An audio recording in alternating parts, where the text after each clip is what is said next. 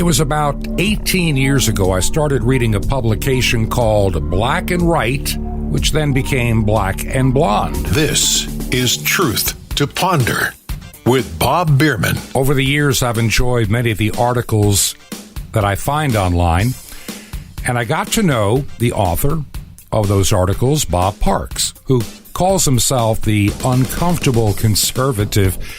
He's got such a great story, and he's become such a good friend. And I'd like to welcome Bob to the program today, and we're going to share some thoughts and ideas just on a little bit of everything that's out there. And I want to start with this question. When you look at the recent election here in the United States, do you think it was fair and above board? Well, obviously with everything that's been going on, it's hard to say that anything was fair, but it all depends on the eye of the beholder. Of course, if Joe Biden is selected as the president of the United States, the left will say that it was all fair and on the up and up. Mm-hmm. If the same thing happened and Donald Trump had won with all the irregularities and all the controversies and lockouts of people trying to witness what was going on as the counts were going on, you know, the same left would be screaming bloody murder. The thing that has always gotten me is that from the beginning of this country, up until about maybe 20 years ago, we had what was called Election Day. That's right.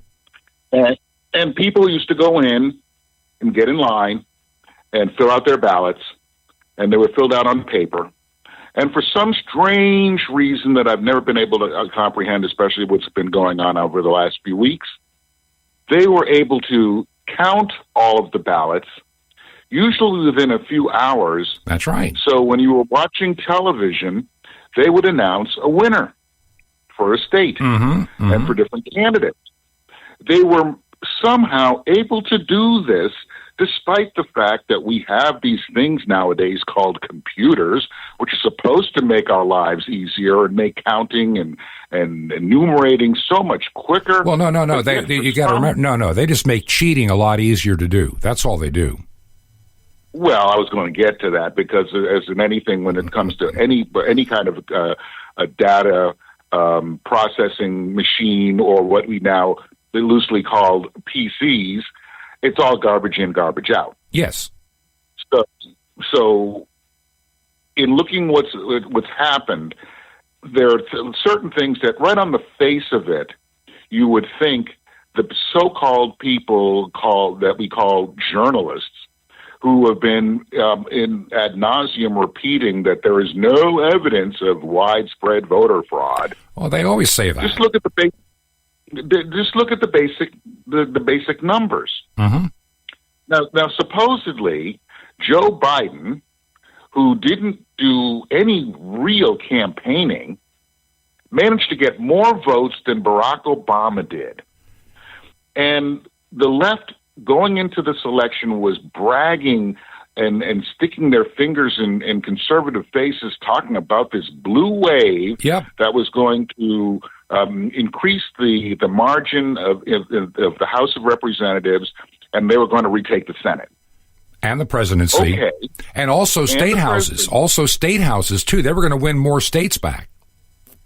Now, what I don't understand, and I'm just a simple person, I'm not a mathematician or anything like that, but you would think that if people came out and 79 or whatever million people voted for Joe Biden, that they would also vote for other Democrats down ticket. You'd think. That's sort of a logical assumption. But for some strange reason, in the 2020 election, Joe Biden got all of these votes, but the Democrats lost House seats. In fact, not one Republican incumbent lost a job. That's right. Not a one. And they lost seats in different House races, state House races all around the country.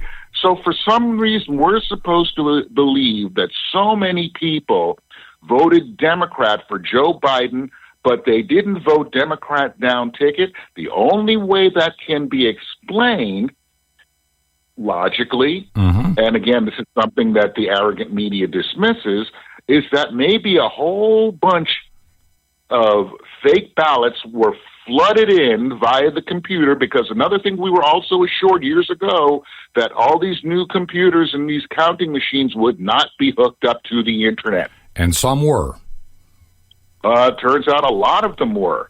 But the thing is, all of these votes that came in when Donald Trump apparently was winning by a lot more than even the people who programmed the computers thought he would, all of a sudden we had shutdowns, we had pauses, we had glitches, and all kinds of things, and all of a sudden there's this huge infusion of votes just for Joe Biden. Yeah, at 1, 2, or 3 o'clock in the morning. I mean, at 3 o'clock in the morning, when I went to bed on election night, you saw Trump ahead in Michigan. Trump was ahead in Pennsylvania. Trump was ahead in Wisconsin. Trump was ahead in North Carolina and Georgia. All those 5 states, he was definitely ahead. And all of a sudden, well, we have a water leak in Atlanta, which turned out to be a leaky toilet in a bathroom, a leaky toilet. That shut down the counting of votes in that building because of a leaky toilet, where you could just turn the handle and cut the water off to the toilet. That's what the excuse they used to shut down and hide some of the counting process from the observers, because we have a busted water pipe and we're going to damage the votes. And we find out it was just a busted water pipe. I think there's going to be some lawsuits pending on that one too. What do you think? Well, that would be nice. But something, it also has, this is also going to exacerbate a problem that we've seen over the last 4 years when it comes to whether it's either people in the DOJ or the CIA and the Hillary Russian collusion thing. Oh, yeah. I mean, there were a lot of illegal acts that went on there. And those people are still walking the streets. In fact, some of them have paid gigs with CNN, and they've got book deals. Yeah, Brenner, Clapper. Comey. But if any of us tried to do something like that, we would be in jail. But for some reason, we have the political class in D.C., and as you've been around it. We live fairly close to it, where it's sort of in our face. It's just it's maddening to see these things happening. And then when you look at what's happened in this election, when it comes to Dominion and Dominion employees, the possibility of graft when it comes to Dominion being able to get the contracts for certain states, despite and without the approval of state legislatures. It's just sort of a decision made by fiat by a governor. Yeah. I mean, that has happened, I believe, I think that's Georgia that might have Yes, happened. it did. It did in Georgia, and I think that's why you're going to see the governor and the Secretary of State named in they're named in lawsuits because of that. Right, but the thing is, some of this is criminal activity that's been going on, and nothing ever seems to happen. Our guys, whether it's a Manafort who got caught doing something that half of the people in the country who have any kind of money do, as far as playing, shell games with taxes and stuff like that, he gets sent to prison. You have perjury traps set for General Flynn, who finally got pardoned, so he could have a nice Thanksgiving. I'm glad he had I'm glad he had a good Thanksgiving last week, because look, when the Justice Department, this has been unprecedented what that idiot judge did. He just took it upon himself to be, well, I think I want to retry it my way. You can't do that. Well, but, and it's nice, again, like you said, that General Flynn is going to have a nice Thanksgiving, but where did he get his turkey? Did he get it from a food bank? I mean, they cleaned him out because of lawyers that he had to get to represent himself. He had to sell his home.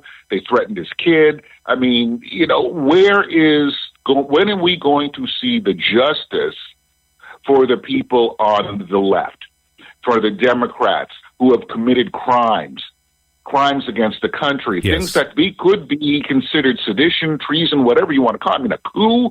We have the former president of the United States and the former vice president, who is now the president-elect, who were in on a meeting in January just prior to President Trump taking office, where they knew this coup attempt was going to be done, Yep. and nothing has nothing has happened to these people. And that makes me worry.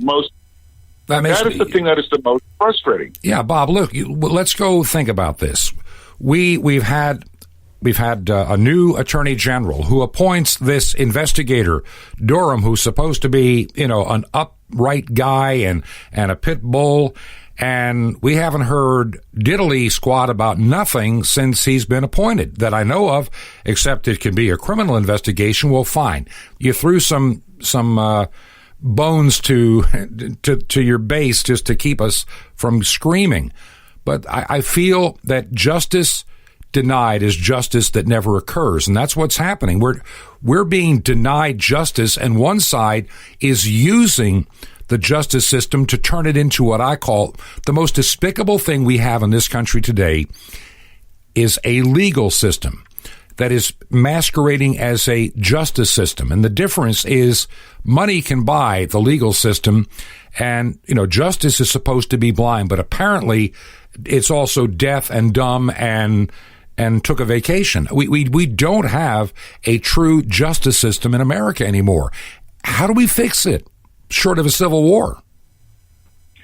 Well, I think at this point, one of the things that we were hoping if Don, I have to obviously be careful with the words, but we were hoping that when Donald Trump was reelected, and he didn't have to be encumbered by having to run for reelection again, he could then go full bull in the china shop. Because a lot of these agencies, and we have to go back to another thing that's called human nature. Mm-hmm. We have people in various occupations who are very good at what they do. And then, and you might say that might be the top 5% in any industry. Yep. And then everybody else below that are we've talked about this before, they're the mediocres. These are the people who just go to work to do the minimum to get a paycheck. And the problem is, especially, and you know this, in Washington, D.C., there are a hell of a lot of mediocres. And the government is so big. And so all they do is find ways to protect themselves. If you go on to USA Jobs, for example, to try to see if you can apply for a job in the federal government, you will see so many jobs that are not open to the general public. They're only open for current federal employees who want to migrate from one department to another. Mm-hmm. Okay? So they basically all take care of themselves, and they all cover for themselves. So when you get to a DOJ, and you have these people who are committing crime. I mean, what happened to Michael Flynn? Good perjury question. Traps. Yep. Okay? Perjury traps. So these are people which makes you guilty for doing nothing wrong. It makes you guilty for doing nothing wrong. It is exactly that. It is our legal entrapment system, which should be forbidden by the Constitution, because you're trying to force somebody to lie who's not intending to lie, by bad memory or just saying the wrong word. And I think those things are despicable. Yes, but these are the little tools that they have so they can enumerate their convictions, mm-hmm. and they can pump themselves up and so they can get a higher get themselves into a higher pay grade. So then after they do their 20, they can retire. And you see, if you were to drive around now, you also remember too that I think 6 out of the 10 wealthiest districts or counties in the United States are in southern Maryland, Washington, D.C., and northern Virginia. Mm-hmm. All around the D.C. area, this is where there are so many pseudo-wealthy people who are government contractors, government employees, and retirees. They all live around up in northern Virginia. Mm-hmm. Okay? And so it's all a way of the mediocres finding ways to enrich themselves. And all of a sudden, you got a guy by the name of Donald Trump who knows the game, He knows about the real world, and he sees how everybody's getting screwed. And so I think this election was a last-ditch attempt, because we were also warned. A lot of people, because Tucker Carlson had Dr. Robert Epstein on his show, and everybody's talking about Robert Epstein because he's this human behavioral scientist. He's got all the accolades, and he used to be, I think, he was the founder of Psychology Today, and so he basically looked at big tech. And back in we have a video of him from 2018. Testifying in front of the United States Senate, and he's a Hillary Democrat. Admitted it right off. He did not vote for Donald Trump, but he is all for the Constitution and for the country. And he said, if you don't watch out, Google and big tech will be able to manipulate 15 to 20 million votes on a bad day to the person that they want to get elected. Exactly. And then all of a sudden, what did we see Twitter doing? Twitter is banning and censoring the tweets of the President of the United States. Hey, look, last week when Sidney Powell did her filings in the state of Georgia for her lawsuits, Twitter blocked it. I mean, Mr. Dorsey block those tweets as being dangerous. Oh, it's going to undermine our democracy to read a court filing? Since when did a court filing become dangerous in the United States? Only to a technocrat, only to a dictator, only to somebody that wants to crush you like a bug and be part of the elite like Bezos over there at Amazon. I'm going to get into that in just a second. You were talking, and I want to give you something that bothers me. You were talking about these magic votes appearing in Michigan, especially in Wayne County or in Allegheny County in Pennsylvania and others. I want to give you a quick comparison. Our primary residence is down in the big city that Rush Limbaugh likes to make fun of, Port St. Lucie. You've heard of it, right? Yes. Now, Port St. Lucie in 2008 and 2012 went for Barack Obama. It was a kind of a not by much, but it went for Barack Obama, just like some of the other counties around it. Martin County didn't, and neither did Indian River, but it was a close race. But see, in 2016, I was surprised. See, it's kind of a purple county. In 2016, Donald Trump won St. Lucie County, and he had 49.5% of the vote. You had a libertarian getting 1% and a couple of others, and Dr. Jill Stein and all that. So Trump comes in at almost half of the votes in St. Lucie County, but there's no runoff on a presidential, so he won the county. He had the most votes of anybody. Now, go to this year. We have grown as a county, yes. A lot of people have moved in that have literally abandoned, they try to get out of Palm Beach kind of. They work down there but live in St. Lucie. This time around, Donald Trump won again with even a slightly higher percentage and more votes to Joe Biden. In other words, it's still the ratio held like it did in 2000, and if anything, just a hair better. I'm looking at the numbers right here.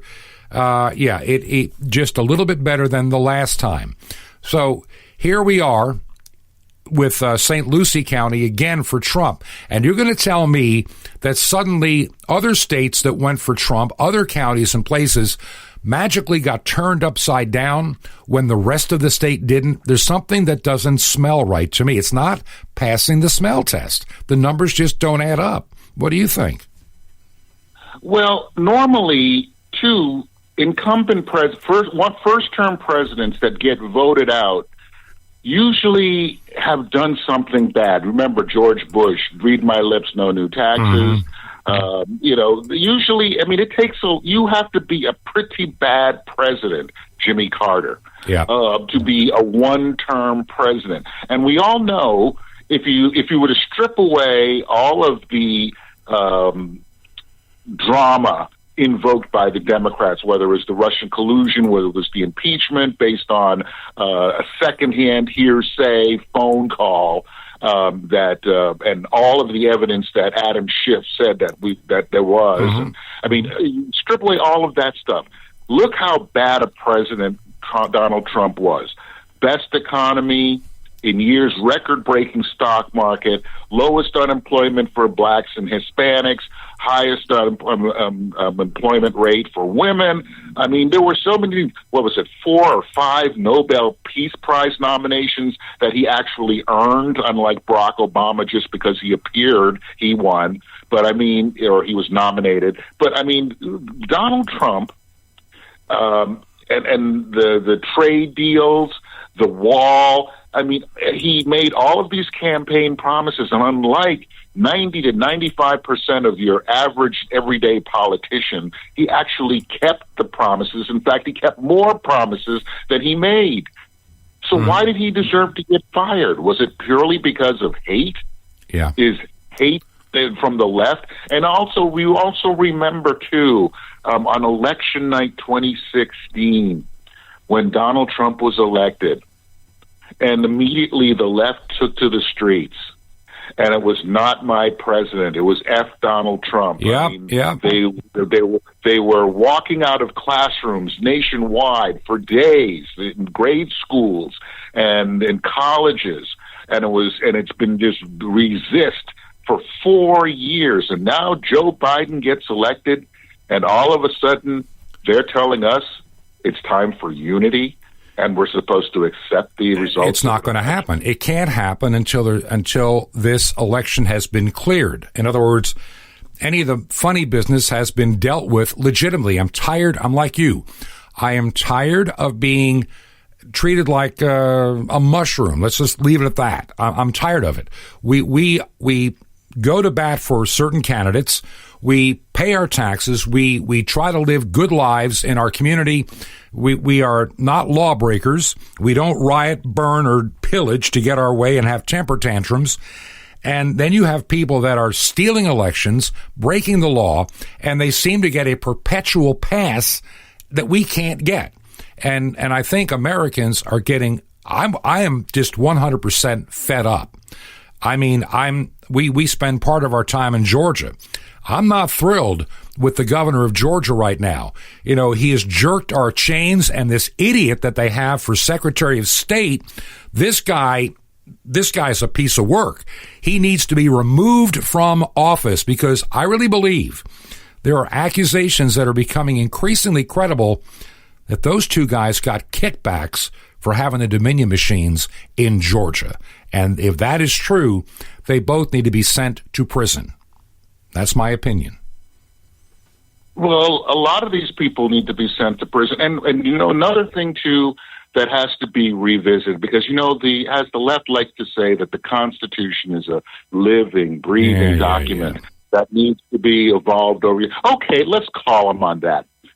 Who gets protection in the First Amendment? Well, first off, you hear Joe Biden now talking about a possible national, mask mandate. You've got all these governors and mayors around the state, the country, that have issued lockdowns for Thanksgiving. In the First Amendment, we have a guaranteed right for peaceful assembly and freedom of association. So all of these lockdowns and shutdowns and telling people not to go and travel, they always exempt themselves, of course, these politicians, but these are all unconstitutional. But one thing that really needs to be revisited is the protections for the media, because the media was given their First Amendment protections so they could be government watchdogs, not be their friends, not be their advocates. And of course, there were certain rules in the world of journalism, the AP style book, all that kind of good stuff. Mm-hmm. But these journalists today they're not journalists anymore. They're all about their opinions. They're all about agendas. And if you watched Joe Biden's lame Thanksgiving address, and you saw the media people just saying they fawn all over him. I mean, they cover for him. They ask him really tough questions like, "Gee, we like your socks. Do you like your socks? That's almost the kind of questions they're asking. Now, with Trump, they scream nasty, just mean-spirited. Let me put it this way. The bimbos in the press room in the White House, they all need to be thrown out. Every one of them. They are disrespectful. They're crude. They're rude. They're double-minded. Every one of them. As soon as they think the cameras are off, they rip off their face mask. Though they'll scream at the president, wear a face mask, wear a face mask. And when the cameras turn off, ABC, CNN, guess what those guys do? They start getting really close to each other and they pull off their face mask. Now that to me shows we have an intellectually bankrupt media that it's run by the elitists. I don't know what to say anymore. They won't ask Joe a question, but they'll ask a phony question or, really, really bad questions to well, Mr. President, are you going to pardon yourself? I mean, what kind of a question is that with our media today? I don't know what to think. Well,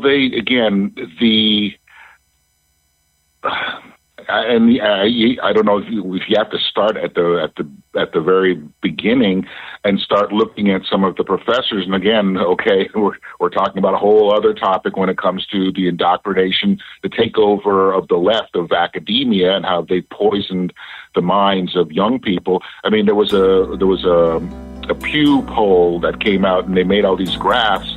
And the majority of young people, and these are people like between 16 and 25, all believe they have some kind of mental illness. Yeah.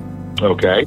And, well, who was their influencers during those years?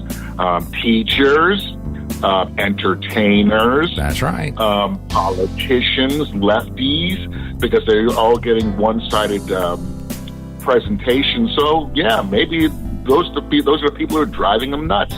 And then they're going out and they're doing really stupid things in the street, like looting, burning, robbing, all that good stuff. That the conservatives just don't do. And I don't see conservatives doing that. But at the same time, the media are the instigators. I think it was 2017 when Mika Brzezinski on the Morning Joe. Does anybody watch that show? I'm really curious. Does anybody really watch it? Well, I'm sure, yeah, there are the lefties who will have MSNBC on as often as there are conservatives who used to have Fox News on all day. Mm-hmm. But Mika came right out and said it's the job of the media to tell people what to think. That's right. That stupid woman came right out and said it. Goebbels would be so proud of her. I mean, Joseph Goebbels would be proud of that because that's what he worked on, to get a media that would have the people think the way the Fuhrer wanted them to think. Hey, we got to take a quick break here. We're coming to the bottom of the hour. I want to remind you, this is Truth to Ponder. I'm your host, Bob Bierman, on this Wednesday edition. So glad you're taking time to be with us. I want to remind you of the mailing address, and our people asked for it. You can reach us at our home up here in Georgia at 21 Berkshire Lane. 21 Berkshire, Berkshire Lane. And add the number 263. They kind of require that up here because we have a little tiny post office that this lady works in a few hours a day, and she needs the box number. It makes her life easy. And that is Sky Valley, Georgia, zip code 30537. We shall return. This is Truth to Ponder with Bob Bierman.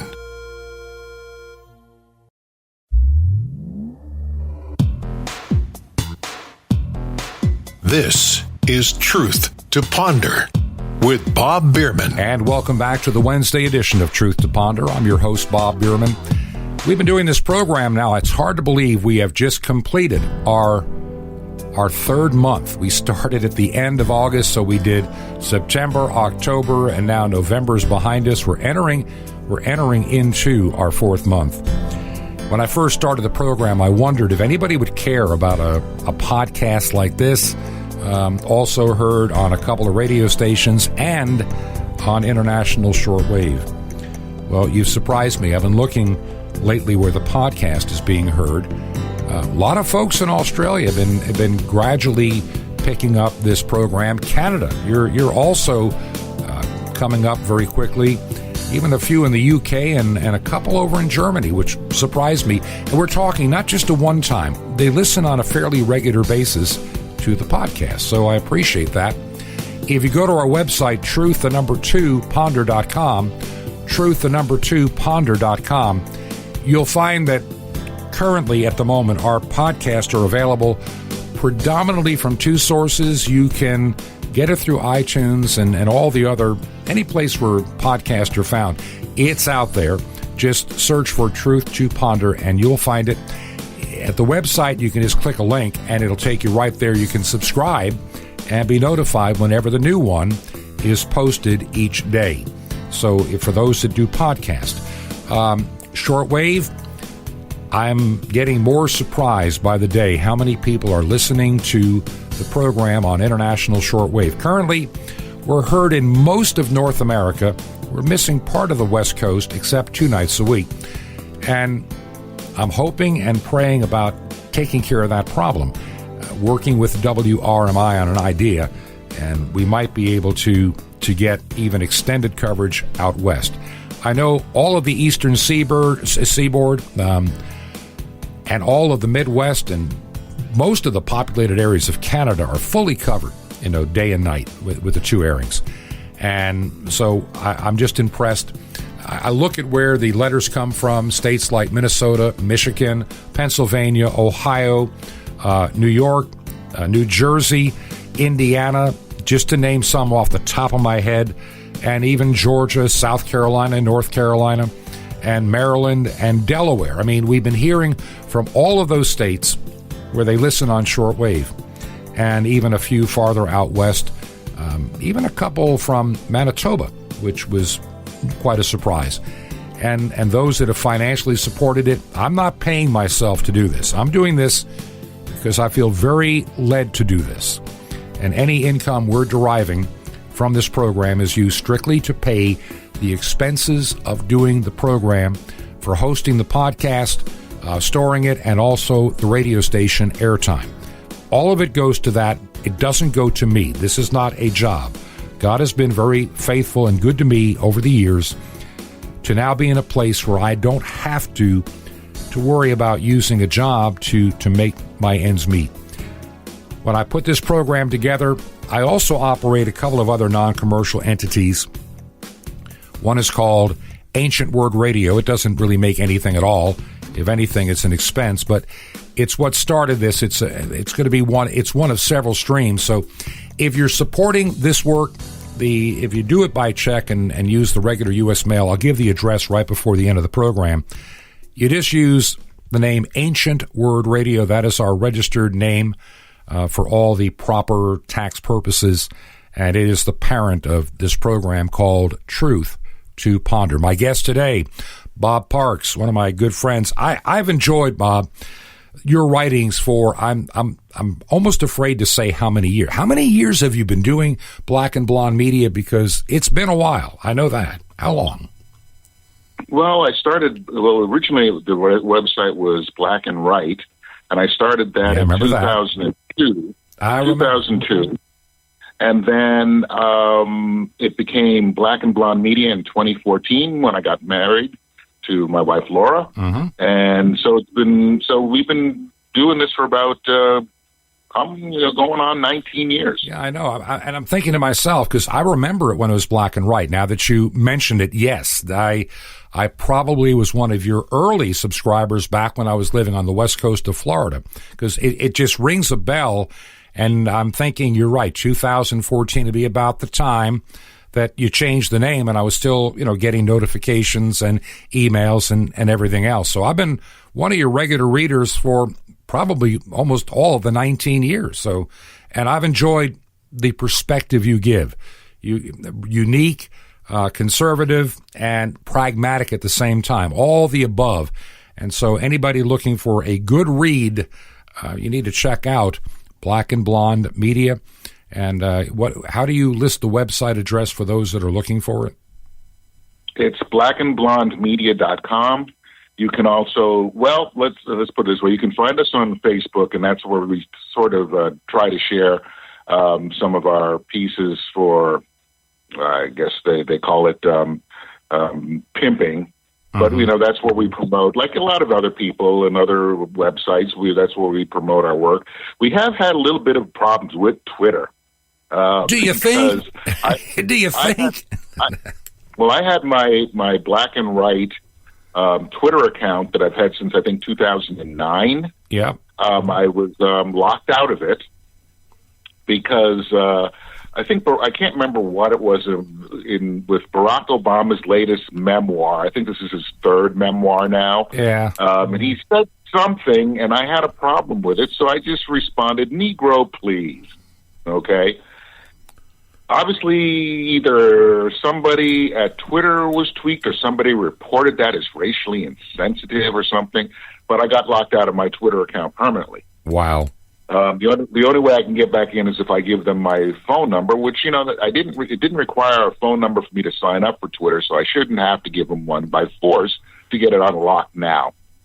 So I set up a new Twitter account called Negro Police. And it is spelled Kneegrow, Negro, Police, Puliese. So as sort of my middle finger back to Jack Dorsey. I don't blame you. Look, I'm going to say something, and I'm going to get somebody mad at me, I'm sure. What was it, maybe 2 or so weeks ago, good old Mark Zuckerberg and Jack and the guy from Google, they were all having to talk to the United States Senate. And I watched Dorsey in particular. He hit me as a complete clueless individual. Well, no, we didn't do that. No. Then he's told, yes, you're doing it right now. Well, we unlocked that account. No, you didn't. I mean, this guy was totally in another world.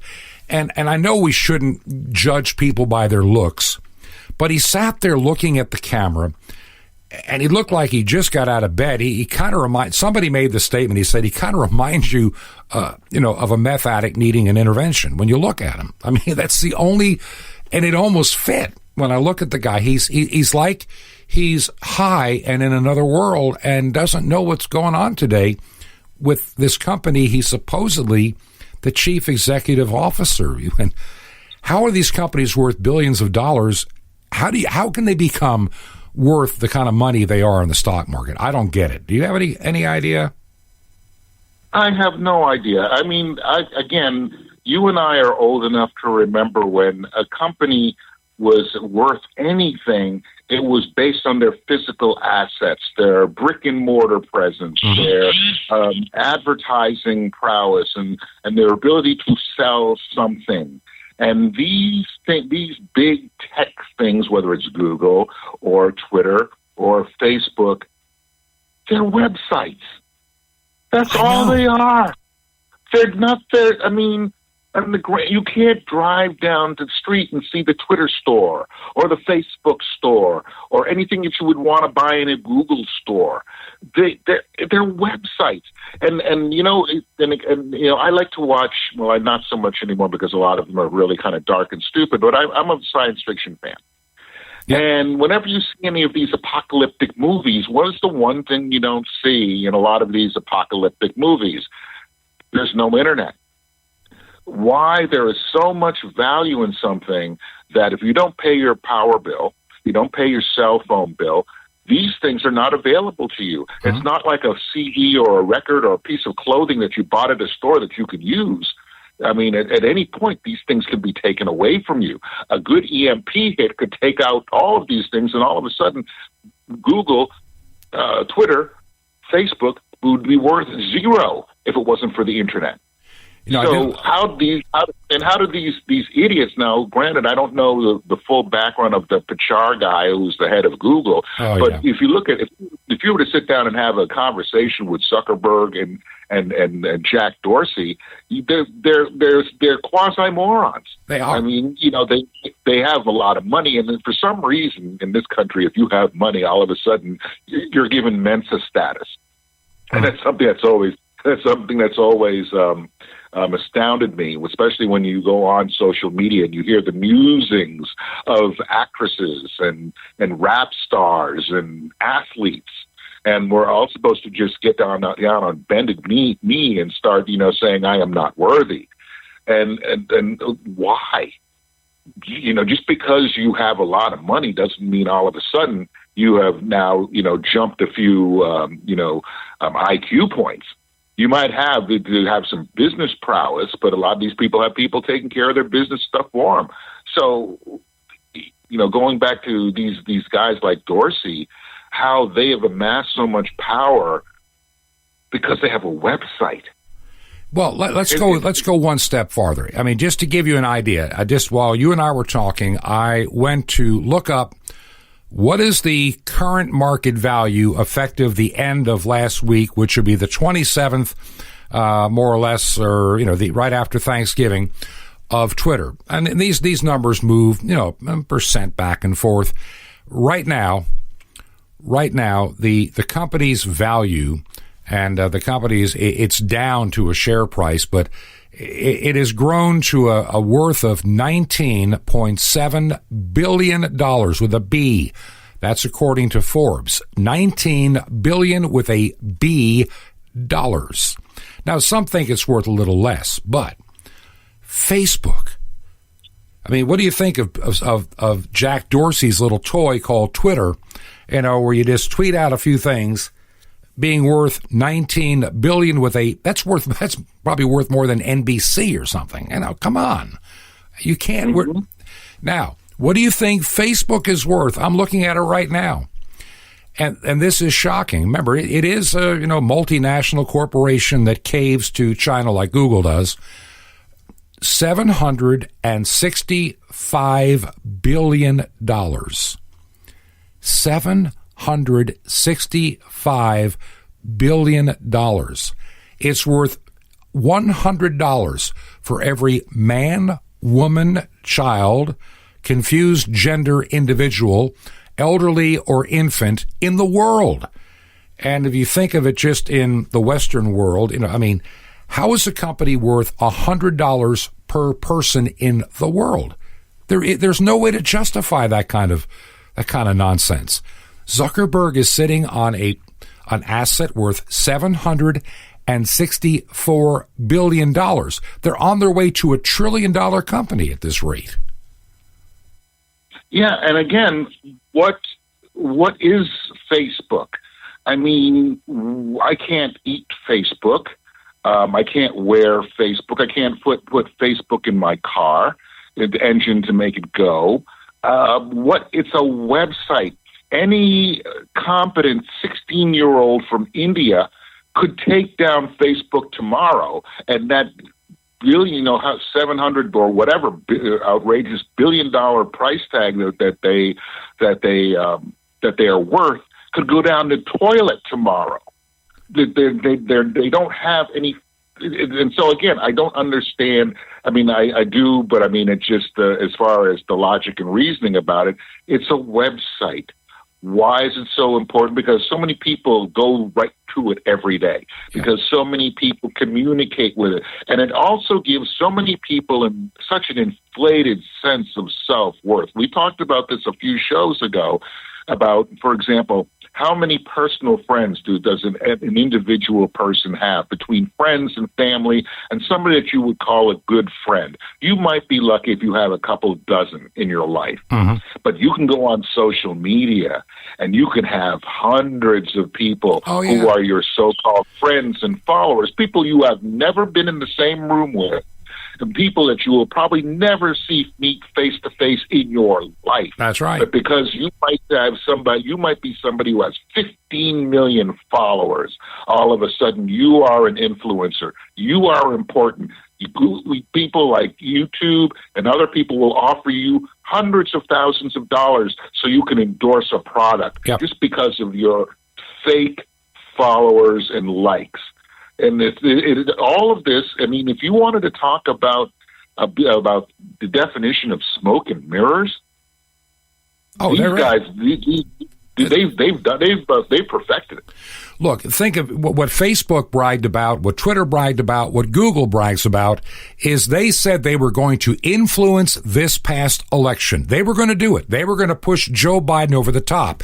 Now, how in the name of all that is holy that is not something that is against the FEC, Federal Election Commission, rulings and law is beyond me.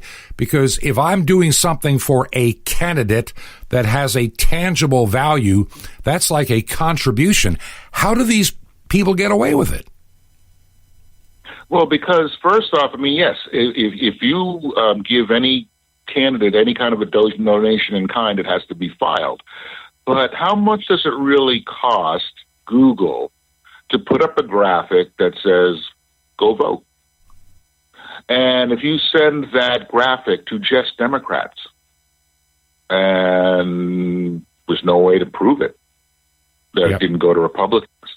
If you can somehow have somebody squelch search engine results on Google.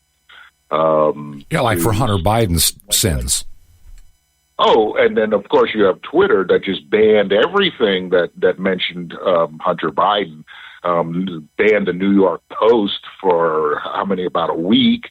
And then you have a poll that just came out a few days, I think it was maybe a week or so after the election, where I think a certain amount of people said that had they known, they didn't know anything about the Hunter Biden. Had they known, they wouldn't have voted for Joe Biden. Right. That's right. So, mission accomplished for Twitter.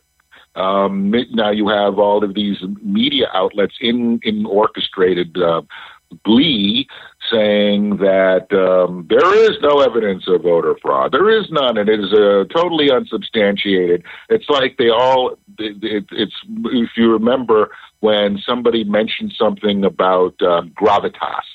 Yes. And then all of the media, for some reason, you pick one obscure word, and you'll find that during the course of the day, all the news reports will from all the different networks that are supposed to be competitors, they're all using the same word. Identically. It's like I think somebody works on it the night before, and there's an automatic email that goes out at 3:30 in the morning to every talking head, the word and expression of the day to keep us on the same message. Because I really believe that the mainstream media has become an extension of just one political ideology and party. Literally, one. That's it. They're in the tank for one, and they will suppress the information of the other, which means we do not have an open and free press. They have been bought and paid for, by their stock, by somebody. There's too much manipulation of our media to be considered trustworthy anymore. I can remember the day you didn't see a bias, even in people that were, of different party persuasions. In the 1960s, it seemed to be at least a wee bit more fair than it is today. Today is just open hostility on MSNBC, ABC, The View, and that's one program that if you want to lose about 35 IQ points, watch Joe Behar for about 30 minutes. You lose a point of your IQ per minute on that program. So don't watch the whole thing, because you might end up with some people in negative numbers. It's just, that's how bad our media is today. Before we run out of time, tell people about what you do at Black and Blonde Media, how they can find you, and some of the things that you're, pursuing right now with that. Well, there are so many people who are giving their opinions on a variety of issues, and a lot of them seem to be in fair lockstep when it comes to their opinions. You sort of have to sit back and look at things objectively, if you can, based on the information, again, garbage in, garbage out, right?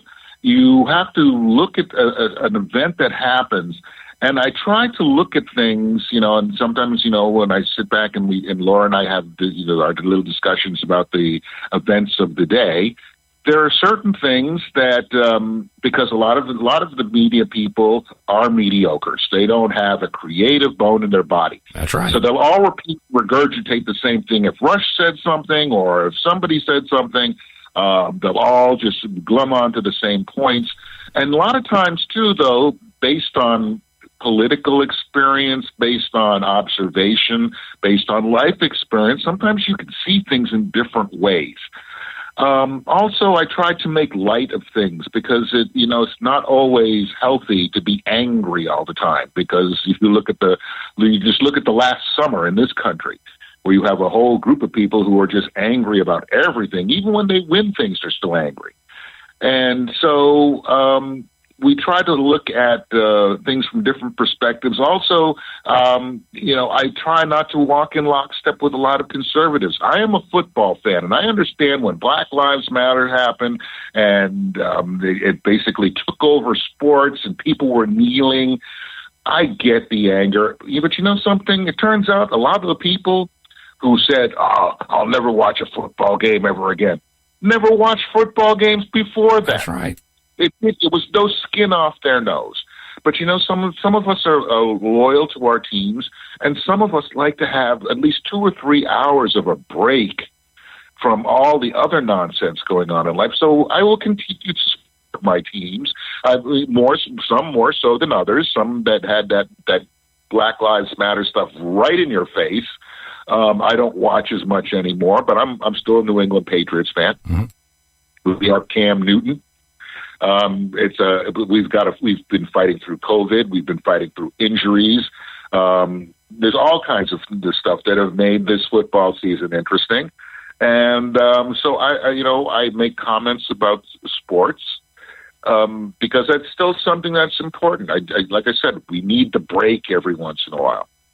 And as far as there are some other business ventures that we're hoping that I'll talk to you off air after we're done, that I'm hoping that might be coming into fruition fairly soon, some with Laura, that we can do some interesting things. Well, we got to keep you out there. That's my opinion. We got to keep you out in the public eye. You've been an inspiration and a blessing to me over these many, many years since I discovered you, and I was like, wow, this is really good stuff. And, it's sad that the corporate world seems to pick the losers and the winners that they desire to have. And that's a program I'll be getting into later this week, the winners and losers in this world today. But I would like to see you among those that have climbed up the hard way and become a winner. That's my goal for you.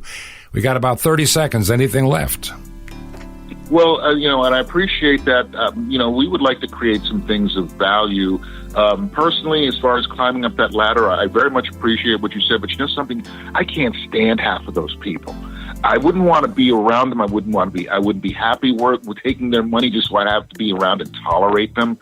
I think life is taking us in a really good direction that we don't need to be right out front to have some kind of impact and influence.